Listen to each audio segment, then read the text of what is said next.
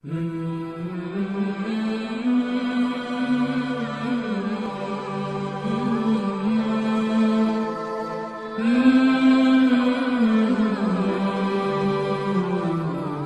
عليكم ورحمة الله تعالى وبركاته.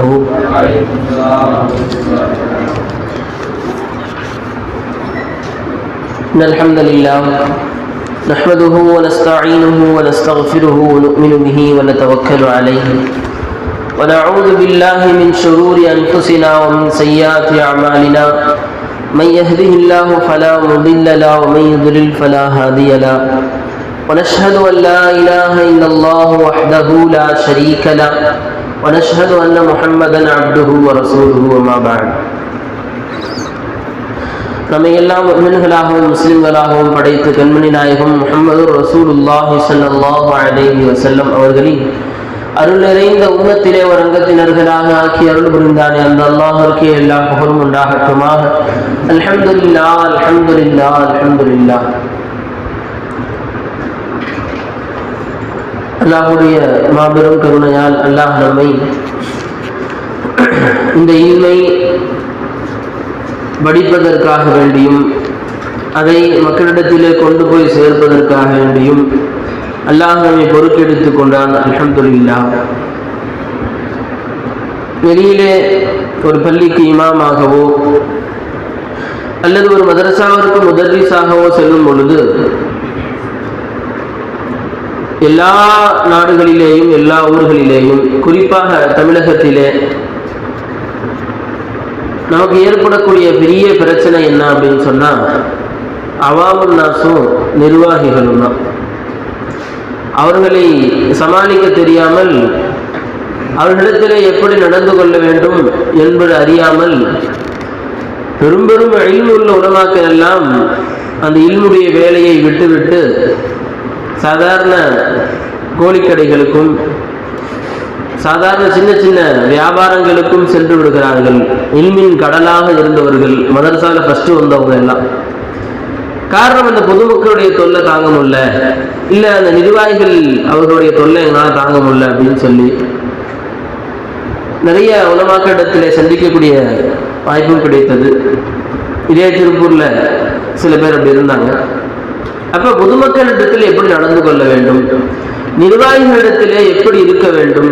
பொதுவாக சொல்லுவார்கள், அவாமுன்னாஸ் என்று சொன்னாலே அவங்க கொஞ்சம் அப்படி இருக்கிறவங்க தான், சரியான விவரங்களை மார்க்கத்தை பற்றி அறியாதவர்கள். அந்த காலத்துல தான் உலமாக்கள்லாம் தலைவர்களாக இருப்பார்கள், உலமாக்கள் தான் ஊருடைய நாட்டாமைகளாக இருப்பார்கள். ஆனா இந்த காலத்துல அப்படி இல்லை. ஒன்றுமே தெரியாமல் மார்க்கத்திற்கும் நமக்கும் சம்பந்தமே இல்லாதவர்கள் கூட தலைவர்களாக ஆகுவார்கள்.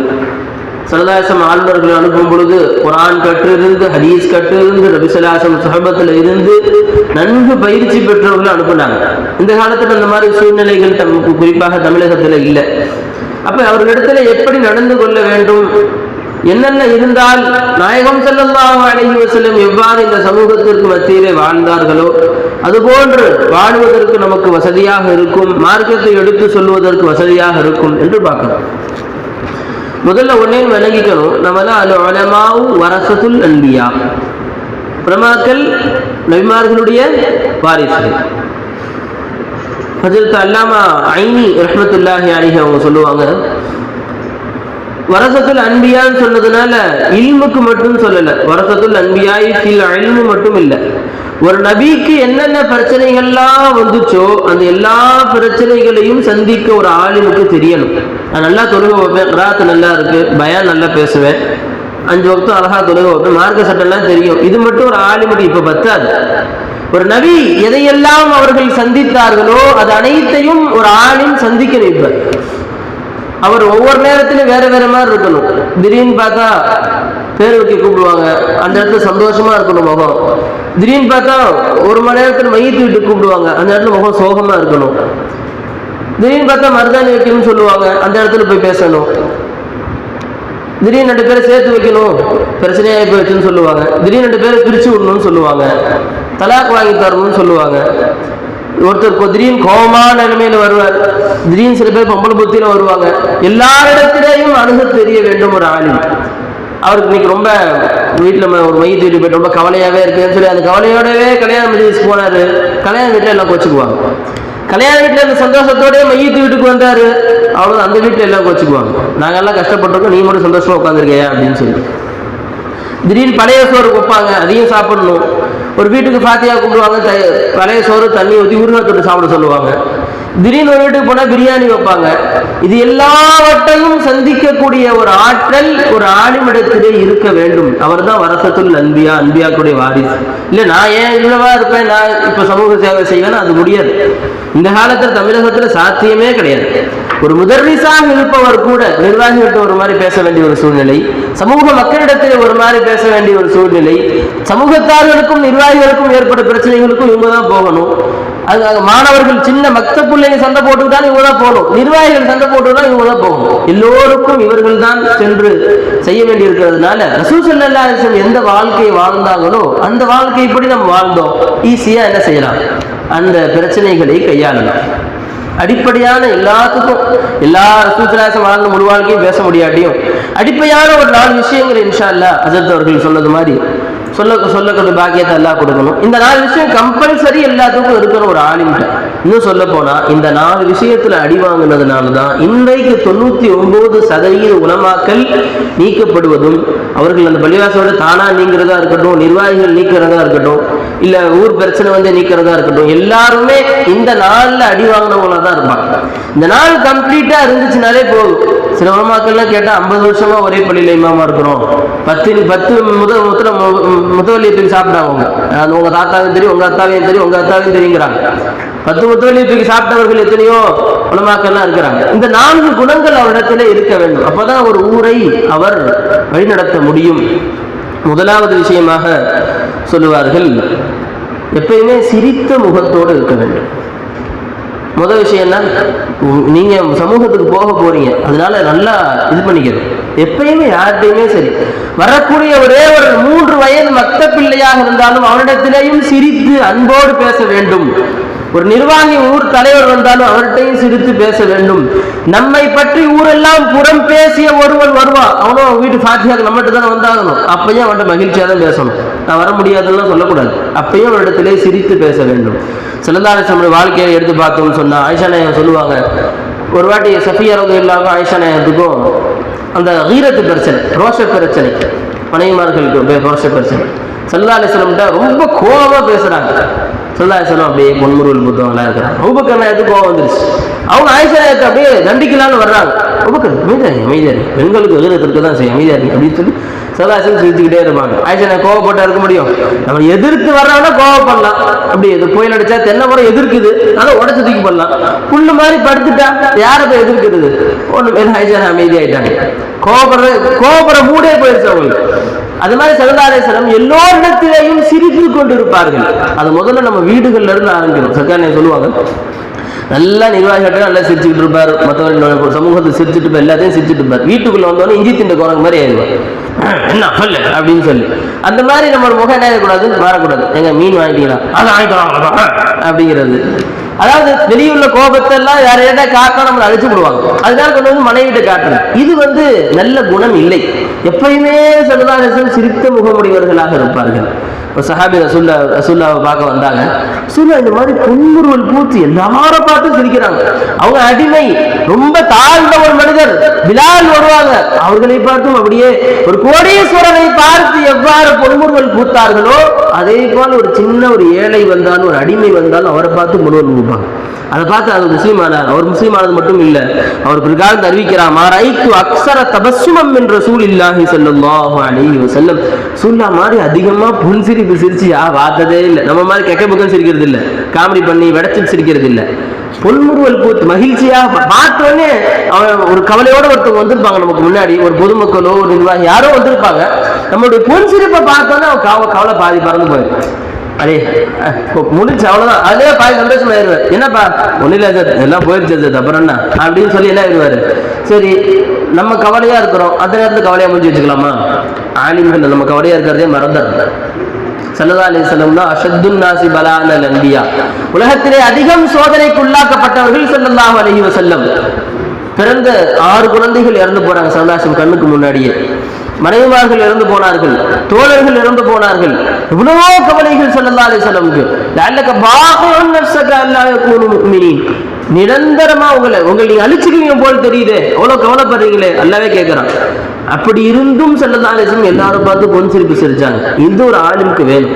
எவ்வளவுதான் தாங்க மனசுக்குள்ள கவலை வச்சு புதைச்சிடணும். தன்னோட பீவியே இறந்து போனாலும் சரி, மனசுக்குள்ள கவலை வச்சு புதைச்சிட்டு தன்னை பார்க்க வரக்கூடிய ஒரு சிறிய ஒரு மனிதரை பார்க்கும் பொன்முறுவல் கூர்த்து வரவேற்க வேண்டும்.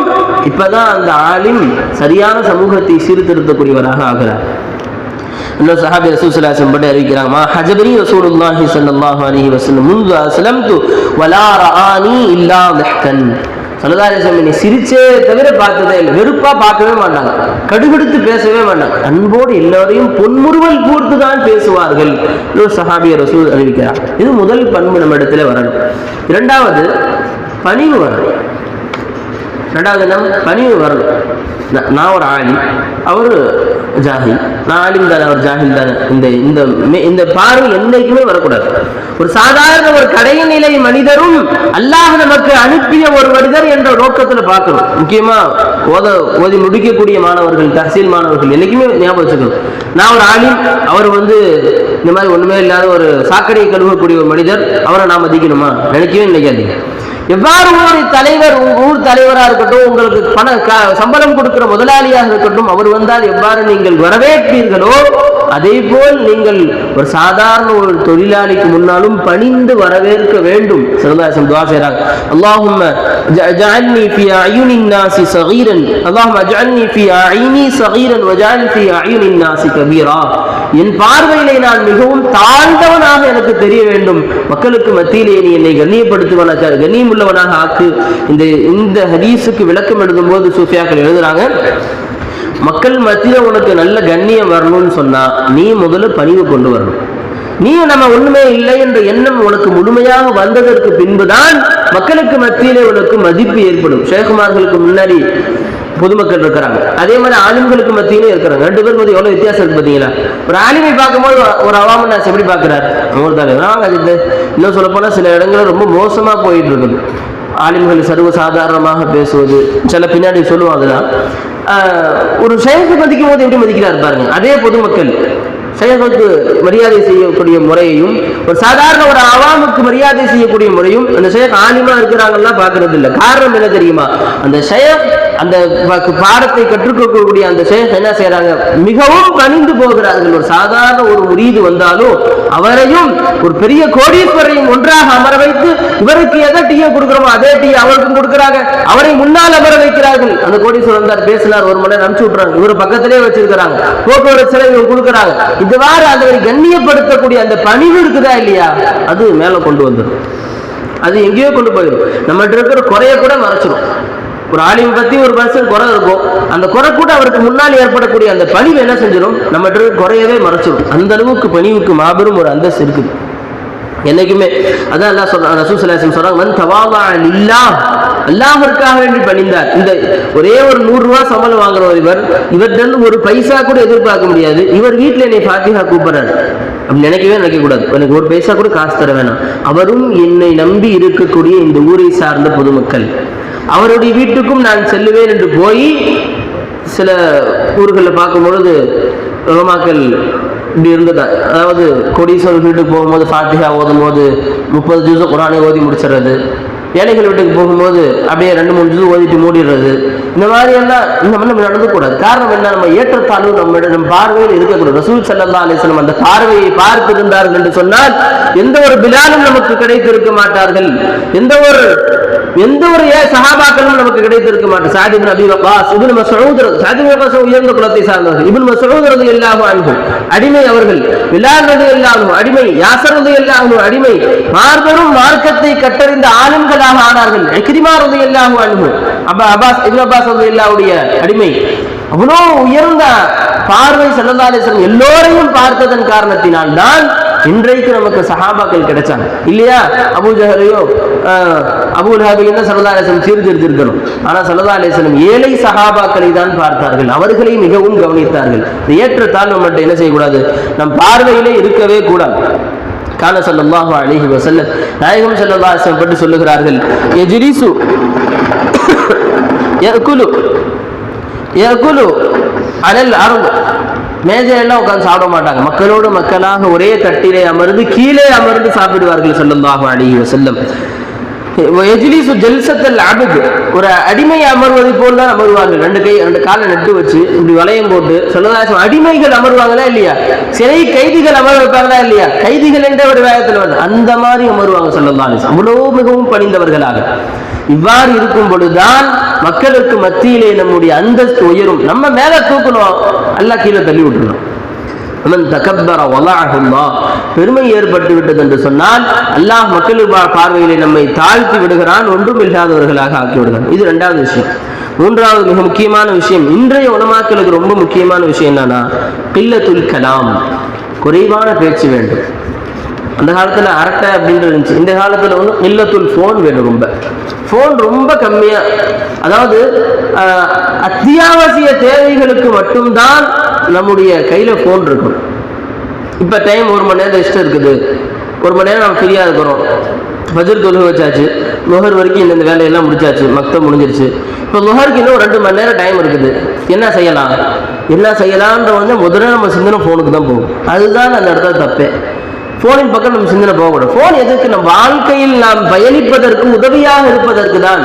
அதன் பக்கம் சிந்தனை போகக்கூடாது. அதே மாதிரி பேச்சின் பக்கம் நம்முடைய சிந்தனை போகக்கூடாது. இன்னும் சொல்லுவார்கள், இதா தம்மல் அக்லு நகஸல் கலாம், எப்ப நம்முடைய பேச்சு பரிபூர்ணத்தன்மையை அடைந்து விட்டதோ, நம்முடைய அறிவு பரிபூர்ணத்தன்மையை அடைந்து விட்டதோ, பேச்சு குறைந்து விடும். ஒரு மாபெரும் ஒரு ஞானி சொல்லுகிறார்கள், இதா தஹத்த இலா அஹதின் யுக்ஸிருல் கலாம், ஓவரா பேச ஒரு ஆளை பார்த்தேன்னு சொன்னா ஃபயஸ்தயகினில் ஜுனூன், அவன் பைத்தியங்கிறத நீ முடிவு பண்ணிக்கோ அப்படின்ட்டாங்க. ஓவரா பேசிட்டே இருப்பார், யார் போனாலும் தொலை பேசுவார்னா அவர் ஒரு விதமான பைத்தியம் பிடித்திருக்கிறது அப்படின்னு சொல்லி விளங்கிக்கணும்.